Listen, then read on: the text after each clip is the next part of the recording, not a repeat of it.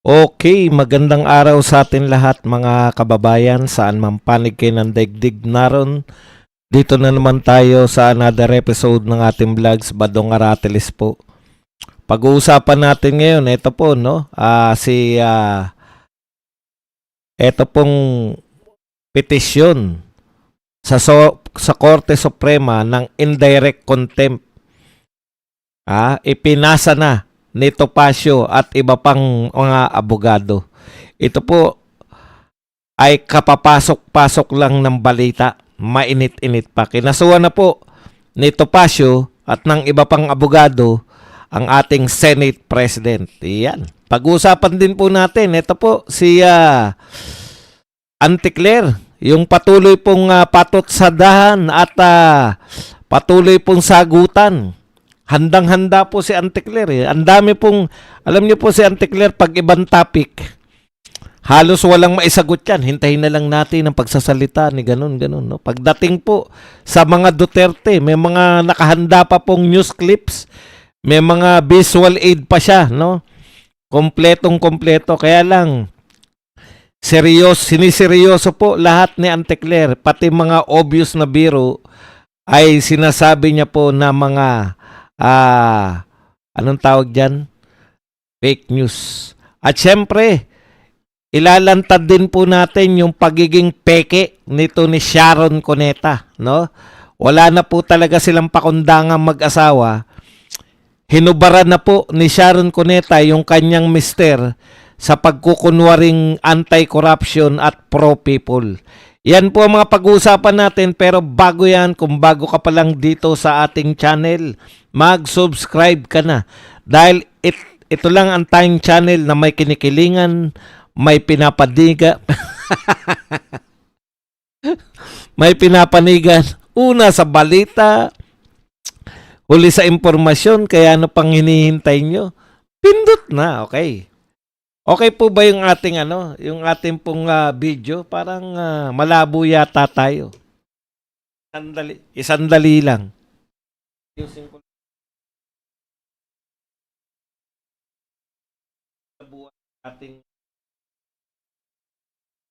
Yung pagmumukha po ni Badong medyo malabo yata.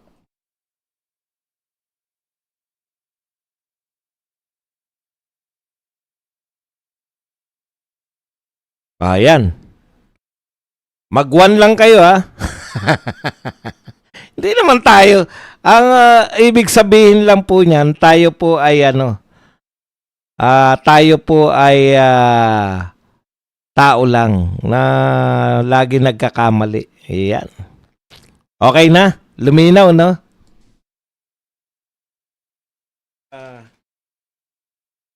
Daming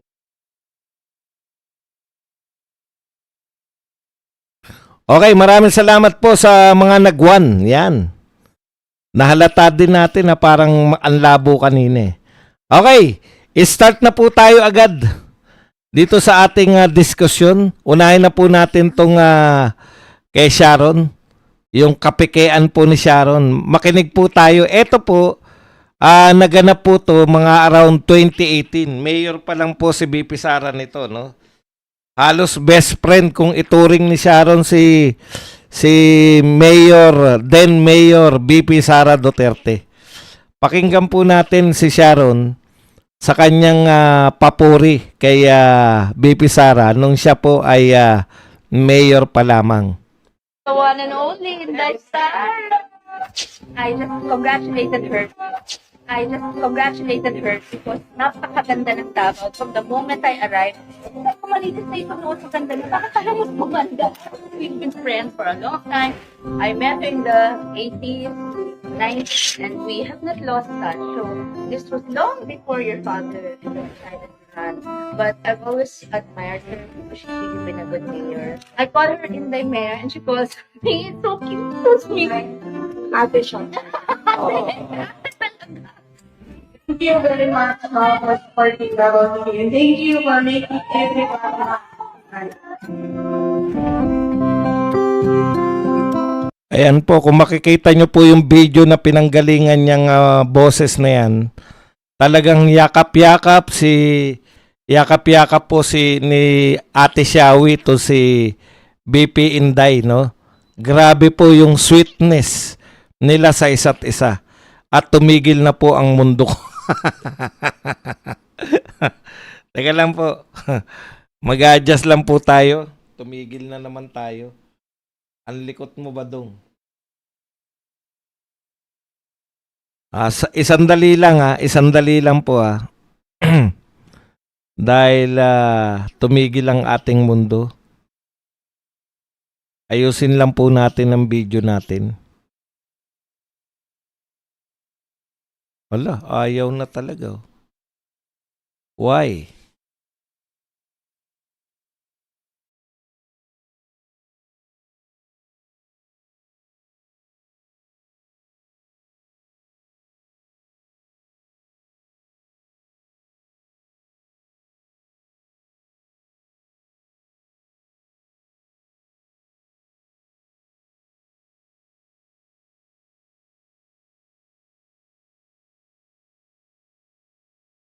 Ayun. Okay, balik pato po tayo mga kapatid. Ayan. Pasensya na po sa mga nagulumihanan kung ano naganap. Tuloy-tuloy pa po siya. Sa computer ko lang pala. Nagpalit pa ako ng camera. Tuloy-tuloy naman pala. Pasensya na po. Pasensya na po kayo. Okay, narinig po natin si Sharon, no? Yun po, pag nakita nyo po yung video, with matching yakap-yakap pa kay BP Sara, no? Ang hirap po talaga ng mga ganito. Si Sharon kasi lumaki po sa politika yan, kaya alam na alam po natin yung tatay niya ay talagang literal na long time mayor ng Pasay City. Talagang matindi po talaga. Peking-peke, no? Kamakailan lang ilang taon lang ang nakalipas. Kung pakikinggan mo si Sharon, we didn't lost contact, na parang best friend sila ni then Mayor Sara Duterte, no?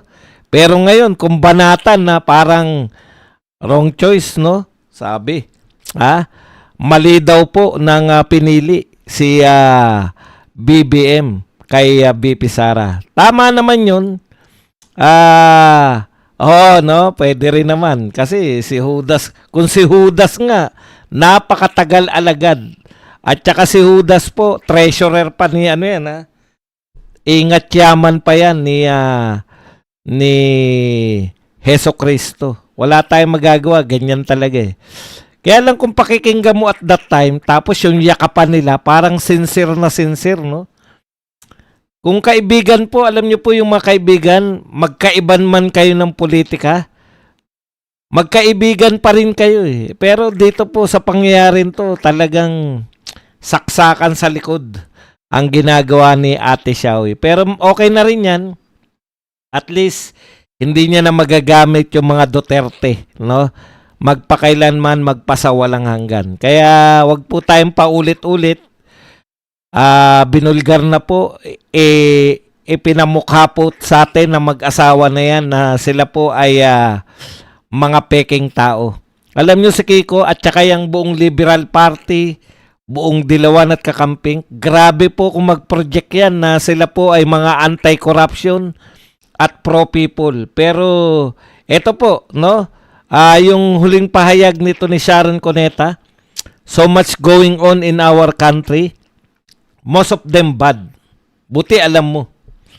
Let the president do his job and complete his work before we allow ourselves to judge him. Alam mo, Sharon, wala pong pumipigil sa pagtatrabaho ng Pangulo. Hindi ko alam kung ano yung gusto mong palabasin na may pumipigil ba. Let president do his job. Wala pong pumipigil. Yun nga ang problema namin sa Pangulo na to eh. Hindi niya ginagampanan yung kanyang mga trabaho, no? Ang lawak-lawak ng korupsyon. Imaginein po ninyo, no? Napakalawak ng korupsyon sa under his watch.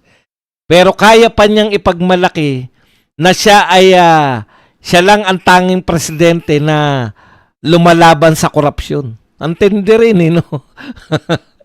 Sa panahon niya na nalaganap ang tunay na korupsyon. Pero sa mga pahayag niya, anti-corruption siya dahil sinabi niya na mahiya naman kayo. Hindi po sapat na mahiya lang kayo, Mr. President. Kinakailangan nyo ring magpakulong ng mga nakakahiyang congressman, nakakahiyang senador, nakakahiyang mga tao sa gobyerno. Yan po ang tungkulin ninyo. Ipakulong nyo yung mga sinasabi nyo nakakahiya. It is our country. We need to prioritize now. God bless the Philippines. Correct, Sharon. I-prioritize natin ang Pilipinas. Huwag nating hayaang warak na ang Pilipinas bago dumating yung 2028. Ako po, talaga si Kiko Pangilinan, ito talaga ang pinakakain suka. Natatandaan nyo nung araw, nung ina-announce po ni Tatay Digong na ipalilibing niya sa libingan ng mga bayani yung tatay ni Marcos. Di ba? Si Kiko po ang nagsabi. Alam niyo kung ano sinabi ni Kiko? Pag pinalibing yan, huhukayin namin yan. Huhukayin daw sa libingan ng mga bayani. Ganyan po yan, yung treatment niyan, pagiging anti-Marcos. Ngayon po, sip-sip na sip-sip eh. Di ba? Ibang uri po talaga yung mga tao. Makikita nyo po, hindi po sa sinasabi, kundi sa ginagawa. Ang mga tao po, hindi po yan pakinggan nyo yung sinasabi nila. Hindi po. Tignan nyo kung ano yung ginagawa nila. Yan sila. Oh. Pro-Pilipinas si Kiko Pangilinan dahil nakikipagbagbagan dito sa Chinese Embassy. Utot nyo. Okay, punta na po tayo rito, no, sa kaso. Kapapasok-pasok pa lang po nito, nung kasuhan na to. Pakinggan po natin itong basahin po natin. Breaking news, indirect contempt laban kay Senate President Tito Soto, formal nang inihain sa Supreme Court. Okay. Pinangunahan ito ni Ferdinand Topacio, yung mga grupo ng mga abogado na nagsampa po ng kaso kay Tito Soto. Sa kanilang petisyon, iginiit ng mga naghain na bagamat may karapatan sa malayang pagpapahayag ng opinyon, ang sinumang opisyal, may malinaw na hangganan ito, lalo na kung nagmumula sa isang mataas na leader ng pamahalaan. Ngayon. Yung hinain po nilang, ang hiling po nila sa Korte Suprema na papanagutin si Soto sa ilalim ng Rules of Court dahil sa umano'y hindi nararapat na asal laban sa hudikatura. Correct po yan, no? Senate President po si Tito Soto. Hindi po pwedeng i-consider yan yung ating pong kalayaan sa pagpapahayag. Hindi po parehas dapat ng kay Tito Soto kasi pangatlo po siya sa pinakamataas na tungkulin. In fact, kung tutuusin sa hierarchy po, sa hierarchy po ng order po ng succession, pangatlo po siya, di ba? Just in case na sabay po na mawala yung presidente at vice president, siya po yung uupo eh. Kaya ang taas po ng tungkulin ni Tito Soto para dalawasing kung magsalita laban sa Korte Suprema. Kung hahayaan po to ng mga abogado, parang binabaliwala na po natin yung mga korte natin. Pwede pala na kahit sino. Alam nyo po, una, hindi po politiko yung mga taga-Korte Suprema. Unlike po ng mga politiko, sanay po yan sa kinukutya, sanay po yan sa binabatikos. Dapat sanay sila. Kasi kung hindi sila sanay, wala silang karapatan o wala silang papel, hindi dapat sila tumatakbo, no? Hindi dapat sila nag-aambisyon maging politiko kung balat sibuyas sila. Pero iba po yung korte. Hindi sila politiko. Ikalawa, ang Supreme Court po, bago ka maging Supreme Court, ang taas po ng pamantayan, hindi ka simpleng abogado lang. Yun lang pagiging abogado, ang dami na pong hindi qualified sa atin eh. Samantalang ito, pagiging senador, hindi ko po minamaliit yung pagiging senador ha. Yung kwalifikasyon po ng pagiging senador, pwede pong mga komedyante. Katulad ni Tito Soto. Kaya mahirap po yan na inaalaw basta yan. Batay sa dokumentong inihain, hiniling ng grupo sa Korte Suprema na papanagutin si Soto sa ilalim ng Rules of Court dahil sa umano'y hindi nararapat na asal laban sa hudikatura. Samantala, ayon sa mga abogado, layunin ng kanilang hakbang na mapanatili ang dignidad, integridad at kredibilidad ng hudikatura sa harap ng publiko, lalo na sa gitna ng mainit na usaping politikal ng bansa. Yan po, no? Sa ngayon, wala pa pong, dahil kasasampa pa lang po nito, wala pa pong kasagutan itong si Tito Soto. Hihintayin po natin yan. Okay. Yan po ang latest dyan, no? Sa tingin po ng mga abogado, karapat dapat pong sampahan ng kaso to si Soto dahil nababastos po ang Supreme Court. Alam niyo po, Supreme Court na lang po yung lahat po dito sa atin, sa gobyerno natin, talagang ano na eh. Sinukuan na ng tao eh. Wag naman po sana na pati yung Supreme Court natin ay balahurain nyo na.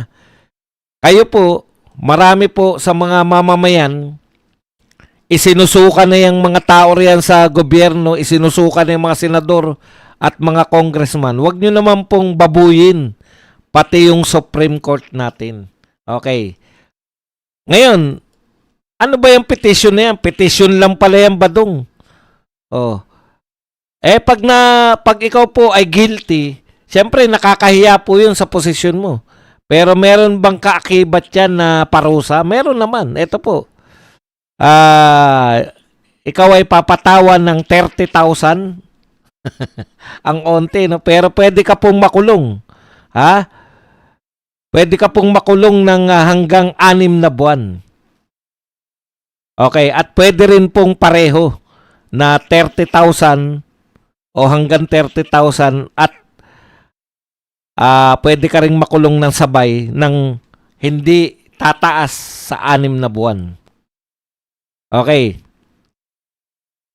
Ito po yung mga aligasyon, no? Besmirch the integrity of the judiciary and went beyond legitimate freedom of speech by demeaning the Supreme Court's credibility. Bawal po na balatubain ng Supreme Court. Yan po ang abangan natin kung ano po mangyayari dyan sa nakakahiyang asal ng ating Senate President. Isa pa nakakahiya, yung pakikipag-away niya, no? Binantaan na po ng Chinese Embassy na sana yung mga hindi tumitigil, mga senador na hindi tumitigil sa kaatake sa Chinese Embassy, sana po handa rin kayo sa milyong Pilipinong mawawalan ng trabaho kung sakaling mapikon na talaga yung China.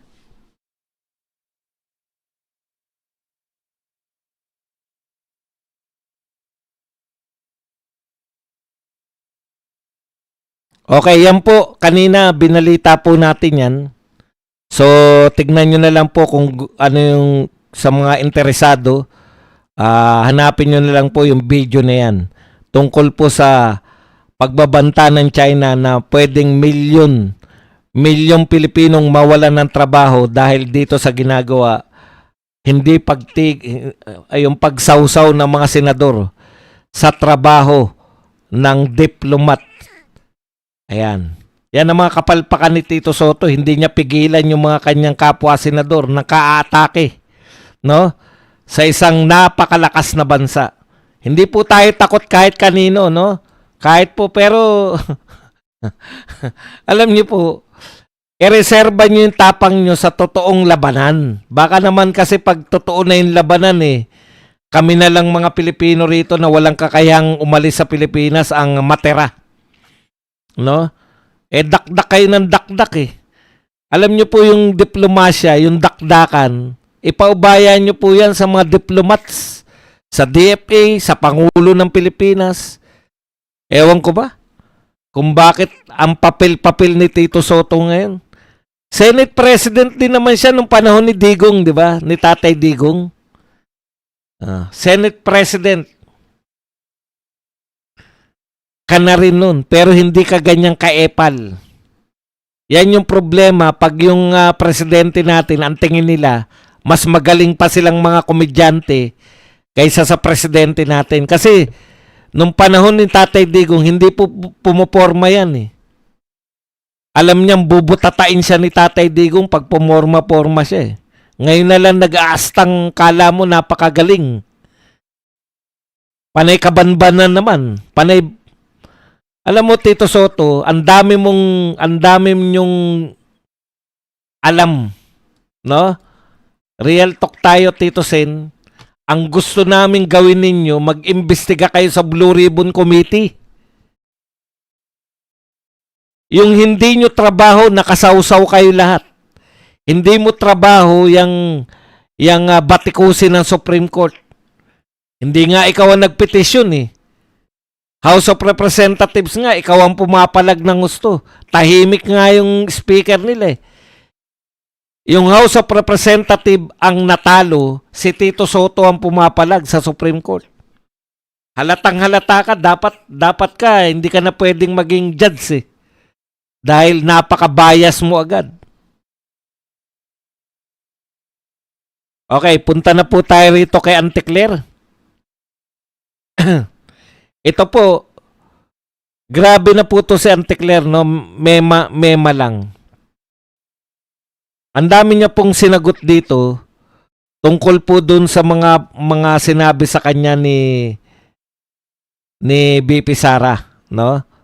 Una, ito po yung sagot niya sa sa atake muna ni BP Sara na nakakahiya siya. Nagbibigay siya ng kahihiyan sa Pilipinas. Okay. Napakahusay po nitong si Auntie Claire. Meron pa siyang visual aid eh. Dito po sa kanyang atake kay BP Sara.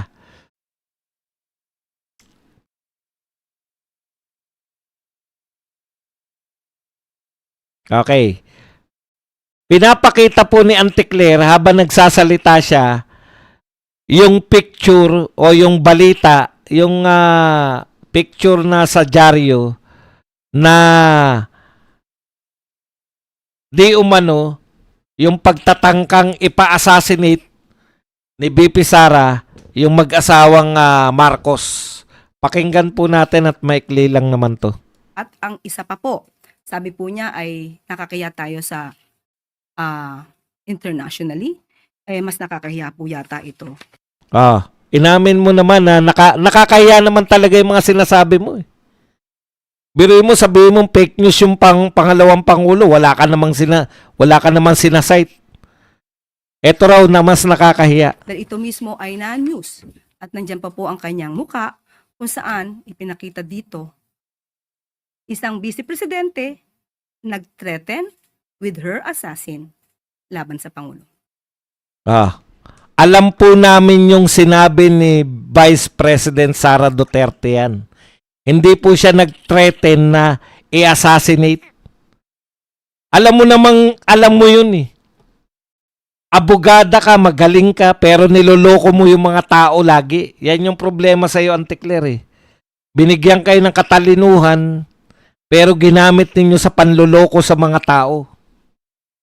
Sinong hindi nakakaalam sa sinabi ni BP Sara? Ang sinabi ni BP Sara, kung ako, kung siya, kasi ang dami ng threat sa kanyang buhay. Nung inatake niya yung pamilya ni Marcos at si Martin Romualdez kasama si Saldico, ang dami na pong threat sa kanyang buhay. Yung ginagawa nila na reaction po yan, yung mga pagtatanggal sa kanya ng mga security detail, no? Yung ine-expose na ganito karami yung security, tinanggalan nila si BP Sara ng ilang security. Kinwestiyon yung Vice President Security Group. Yan po yun eh. Tapos maraming threat sa kanya dahil umaatake siya sa pinakamakakapangyarihang tao sa Pilipinas. Inaatake ni Vice President Sara Duterte. At yan, sinabi niya, habang ginagawan nyo yung kanyang chief of staff, kaya siya nagwala na ng ganyan dahil kita po ng buong madla. Nasa ospital na yung chief of staff, gusto nyong ilipat sa correctional. Di ba? Yan yung ginagawa nyo. Hindi nyo na po ginagalang si Vice President at that time. Naroon sa veterans, gusto nyong ilipat sa kung saan.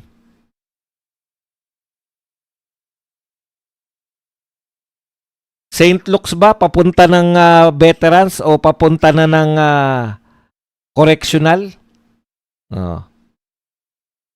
Hindi ko na matandaan kung dadalhin nila sa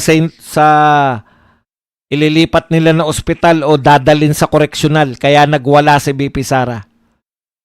Yung sunod-sunod na ginagawa ninyo kay BP Sara, nabulalas niya, hindi po mali ito. Kung siya po ay matitigok, nagbigay pa nga siya ng premise eh. Si Ninoy Aquino, na-assassinate, pero walang naging kalutasan.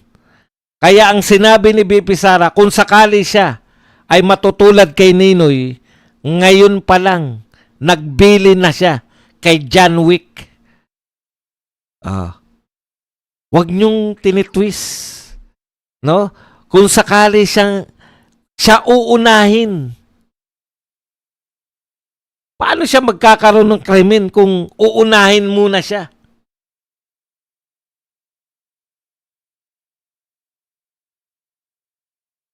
Alam po namin lahat yan.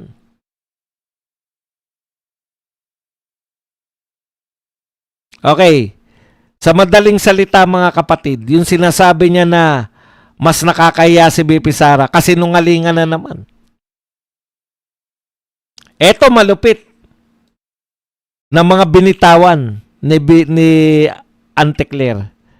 Ayon kay Auntie Claire, dito naman po sa Diaryong Balita, binuweltahan niya yung sinabi ni BP Sara na nakakahiya si Auntie Claire. Eto naman ang sinabi ni Auntie Claire, mas nakakahiya daw na naging anak ng tinatawag na Moscorap. Sabi ni Auntie Claire, ang pagsasabi ng katotohanan, hindi po yan nakakahiya. Ang nakakahiya, yung madalas nilang ginagawa, yung gumagawa lang at nagtatahi-tahi ng kwento. Nagtatahi-tahi lang daw ng kwento si BP Sara? O yung mga sinasabi nyo nagpe-fake news, ibinibintang mo na kay BP Sara. Ano po ang tahi-tahing kwento ni BP Sara? Baka kayo ang nagtatahi-tahi ng kwento laban kay BP Sara. Katulad dito, tahing kwento lang to eh. Tinatahi mo lang yung kwento na to eh. Mas nakakahiya raw, tuloy natin. Hindi ba mas nakakahiya yung naging anak ka ng Moscorap noong 2017? Biruin mo yan. Moscorap daw. Anak daw siya ng Moscorap noong 2017. Sino ba sinasabi ng OCCRP? Sino ba yung OCCRP na yan? Sino ba yung mga yan? Guinness Book of World Record ba yan na kinikilala ng lahat? Authentic? Sino po yung OCCR na yan? Organized Crime and Corruption Reporting Project. Sino po yung bumubuo na yan? May patunay po ba? Ngayon lang natin narinig. Diyan lang po sa Organized Crime Corruption Reporting na yan, natin narinig. Nakorap pala si Digong. Wala pong mga bali-balita na korap si Digong, no? Sa report lang ng mga yan. Yan yung kinukot ni Auntie Claire. Yung mga report na hindi man lang natin matandaan na may ganyan pala. Moscorap? Anak ng Moscorap? Sino ba tinutukoy mong anak ng Moscorap? Nagtatanong lang ako Kasi eto, may pruweba. Nasa Guinness Book of World Record ito. Nasa Guinness din ba si Tatay Digong? Na most corrupt? Masyado kang patawa. Sino ngayon na nagpe-fake news? Nakakahiya daw yung anak ka ng most corrupt. May petsa pa noong 2017.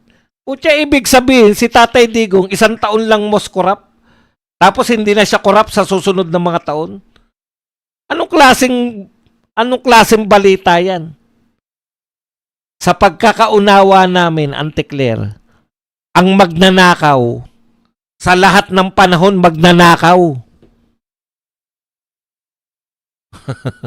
Hindi po yung 2017 magnanakaw yan eh. Pero 2018 hindi na siya magnanakaw. Mamamatay tao na lang. Ngayon lang namin nalaman na may balita palang mas corrupt. Most corrupt si Tatay Digong. Yan yung problema eh. Tapos na yung panunukulan ni Tatay Digong tsaka sila nag-aakusa ng ganyan. Ang alam naming most corrupt na matatawag, ibang anak. Nagngangalang BBM or Sandro Marcos. Yun ang tatay nila. Yun na napapabalita ngayon, napabalita noon. Alam ng mga Pilipino noon, hindi nga namin alam na meron pala kayong, yung EJK.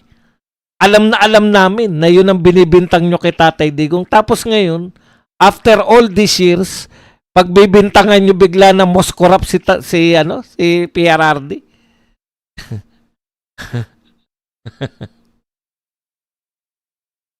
Okay na yung pagbintangan ninyo na si PRRD ay EJK, sanay na kami dyan eh. Pero yung pagbintangan yung most corrupt, wala kaming balitang nabalitaan na ganyan. Imbento mo na naman yan. Palamura, bastos, EJK, pero never corrupt. Wala pong balita na corrupt. Huwag kayong magpauso. Ayan, nasa Guinness Book of World Record yung amo mo. Sino ngayon ang anak ng corrupt? Most corrupt. Okay. Yan yung problema. Pero ang pinakamabigat po sa mga sinabi, alam niyo sila VP Sara, tsaka, eto po kami po at lahat ng mamamayang Pilipino, more or less, alam na namin kung nagbibiro si VP Sara at ang mga Duterte o hindi. Alam niyo po ang biro, hindi po siya news. Ang biro po o joke, never po siyang maging news. Meron pong nakakahiyang biro, pero never po siya na naging news.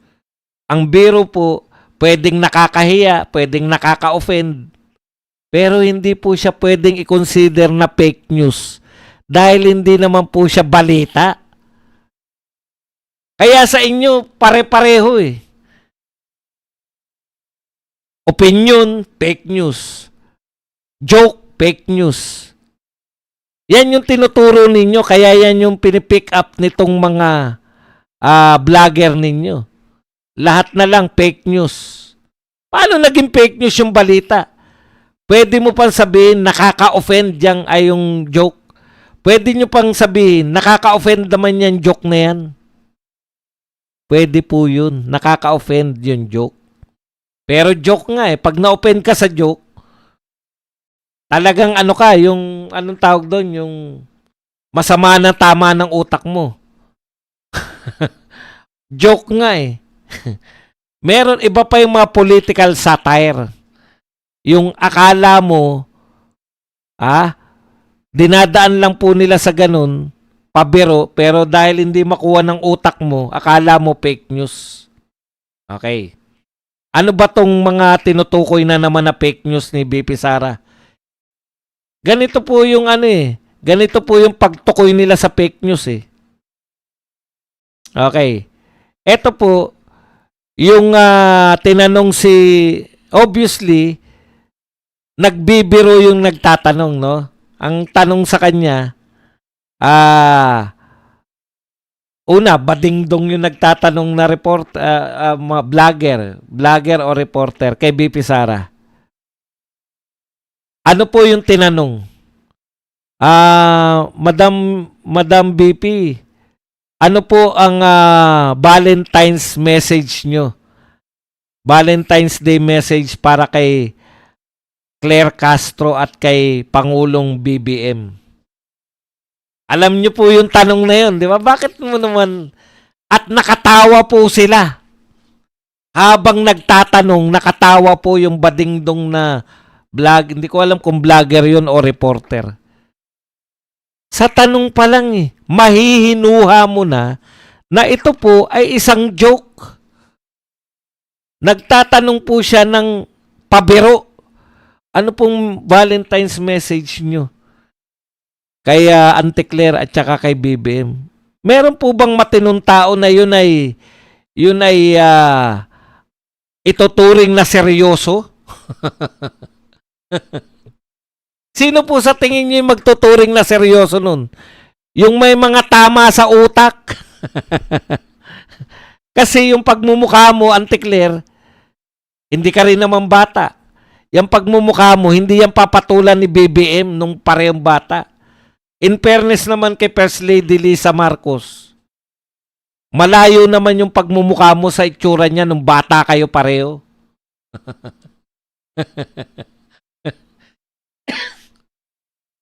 Sino po ang hindi makakaunawa na yun po ay joke? Yung may mga saltik. Yung mga inaagaw na yung utak. O kaya yung masyado, yung grabe yung pagkamuhi. Pag namumuhi ka sa tao, talagang wala ka na maiisip na matino eh. Di ba? Yan lang po ang mga tanging tao na makakapagseryoso niyan. Siyempre, ang sagot naman ni BP Sara, pabiro din. Sana magkatuluyan sila. Ito namang mga reporter ng Malacanang, talagang ano yan yung mga, lahat po yan, mga anti-Duterte. Pwera si Eden. Tsaka yung taga-SMNI, pag may nagpapadala sila. Lahat kayo anti-Duterte, di ba? Kaya gano'n na lang, para nagsusumbong sa nagsusumbong na, ano po masasabi ninyo sa sinabi ni BP Sara, sana magkatuluyan na kayo ni BBM. Yung ba naman hindi mo buti sana kung galit si BP Sara. Alam nyo naman kung galit si BP Sara o hindi. Alam po natin lahat. Buong Pilipinas alam kung nagbibiro ang mga Duterte at seryoso. Sabi ba naman, BP Sara spread love, not fake news.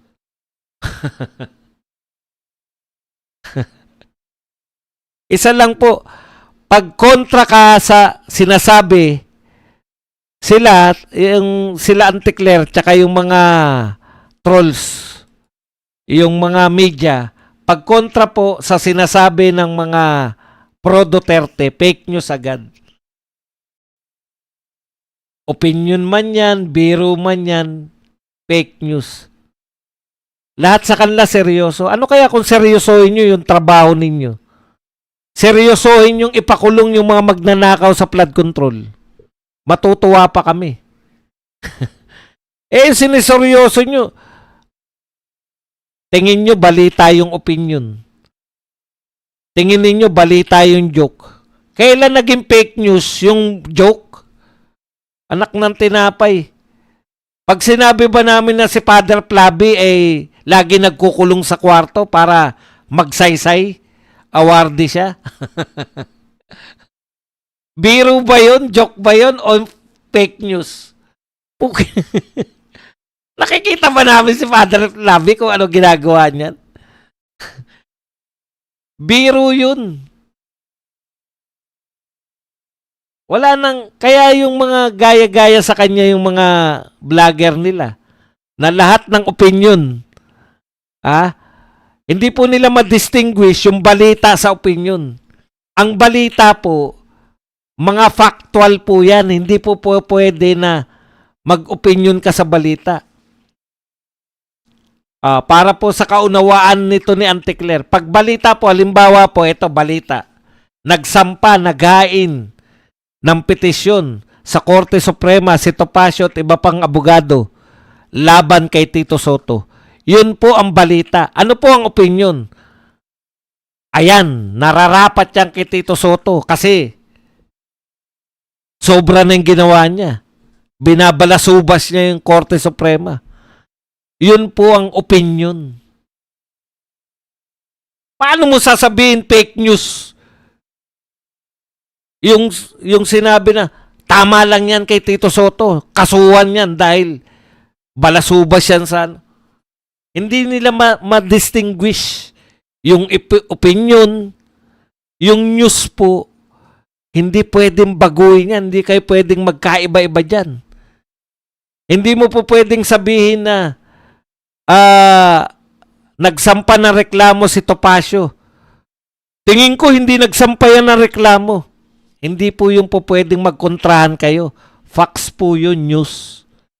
Ang fake news po,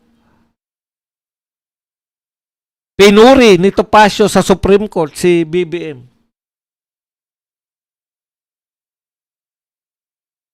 Kaya sa kanila, pinapangaral nila, pag iba yung opinion nyo sa opinion nila, fake news ka.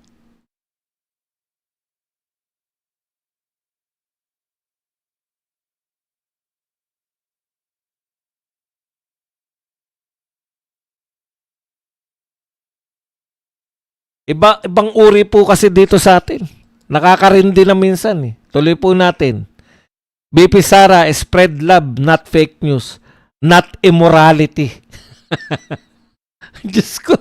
Immorality na agad? Pwedeng bang joke lang yun? Una, hindi siya fake news kasi hindi naman siya news. Ikalawa, immorality agad. Ang immorality, yung mga taong pumapatol sa driver nila kahit may asawa yung driver. Hindi ko alam kung yung senadora na yun may asawa din. Wag itago lang natin siya sa pangalang Laila de Lima.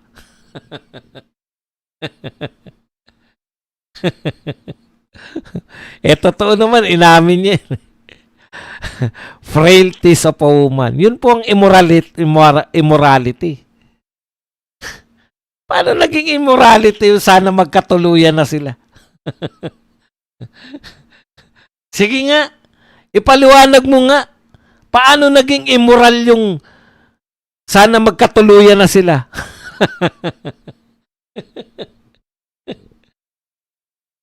Tapos, don't be a Chucky. Yan ba, joke ba yan? O fake news yan, Chucky mo? Yung Chucky mo, alam namin na nagbibiro ka lang. Hindi namin sasabihin fake news ka. Alam naman namin hindi Chucky si BP Sara eh. Nakatawa ka naman nung sinabi mong una yan, yung Chucky na yan. Kaya alam namin na biro mo lang yan. Para yung sinasabi namin na si Redon, ay sinisinghot niya yung namimiss niya yung pagsinghot niya ng mabantot dyan sa Dolomite Beach. Alam po namin na biro yun. Kasya ba yung Dolomite Beach sa ilong ni Redon? Pag sinabi namin parang kamelyo si Redon dahil may baon siya lagi sa pisngi, fake news ba yun? Biro yun. Kaya hindi ka namin sasabing fake news ka sa Chucky. Kasi alam namin na nagbibiro ka lang. Ayon pa sa ulat, tinuring ng palasyo ang payag ni BP Sara bilang umano'y malisyosong patotsada laban sa Pangulo at kay Castro. Malisyoso? O ikaw ang nagbibigay ng malisya? Pag sinabi namin kinikilig ka, oy, thank you very much kay Nicole Watts sa 800 yen.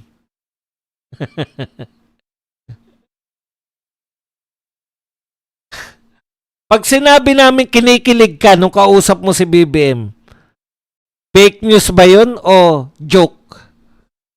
Alam ng lahat na yan ay katotohanan na kinikilig ka?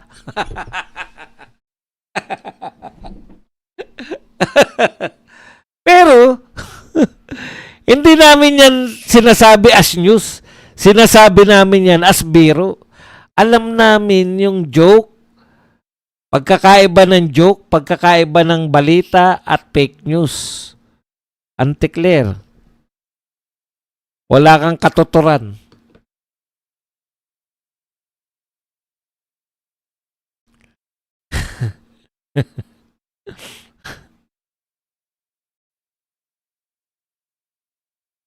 Kaya, talaga naman mukha kang kinikilig nung kausap mo si, ano. O, kaya nagbiro din sila. Pero, biro lang din yun. Sa tingin mo ba, yung biruan nyo ni BBM, tinuturing namin na seryoso? Mr. President, ano ba ka? Bakit nyo tinawag na Oreo yan?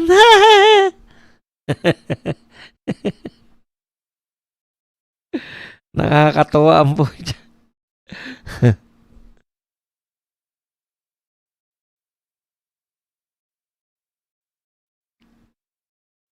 Kaya sablay. Okay.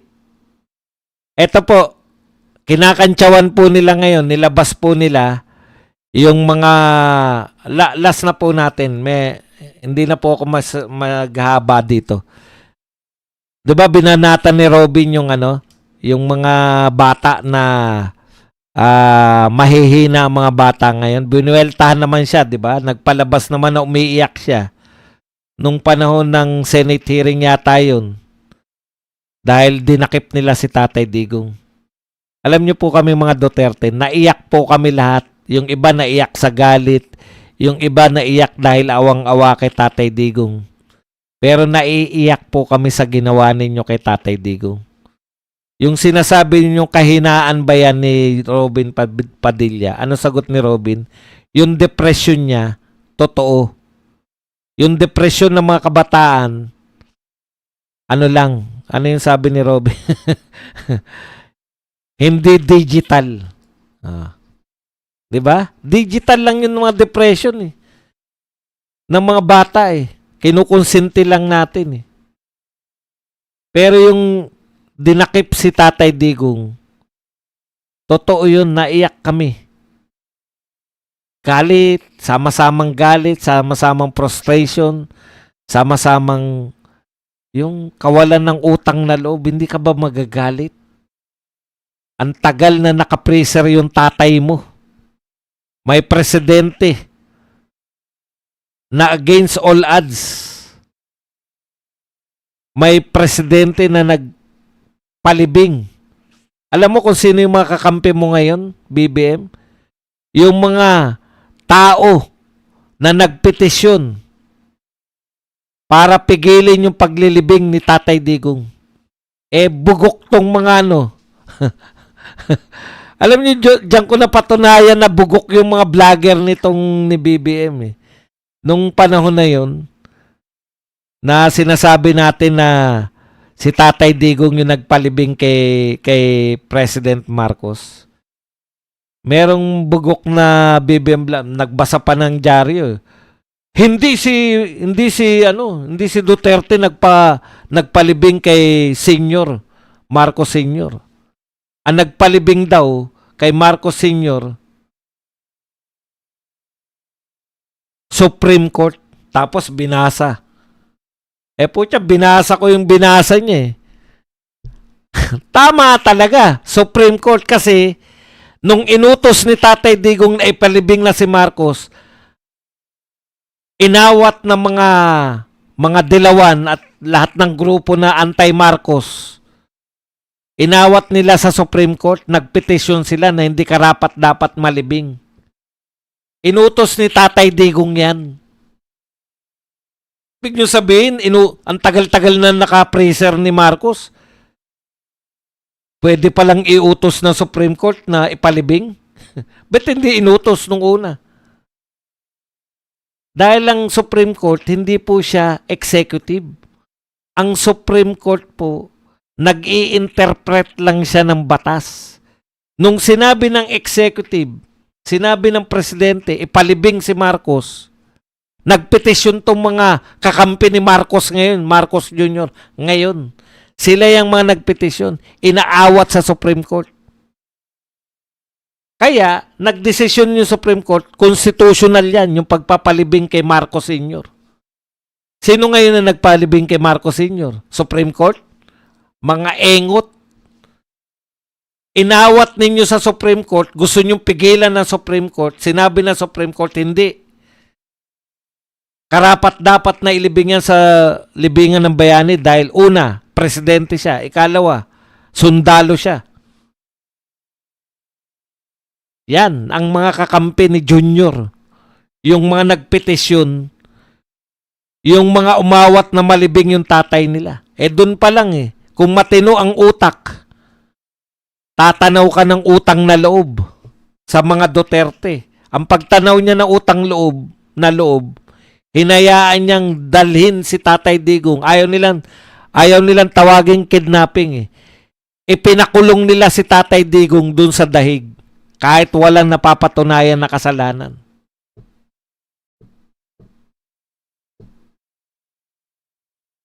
Yan lang po ang ating topic. Pwede na kayong magtanong, magbigay ng reaksyon at higit sa lahat, pwede po kayong magpakape. Yan.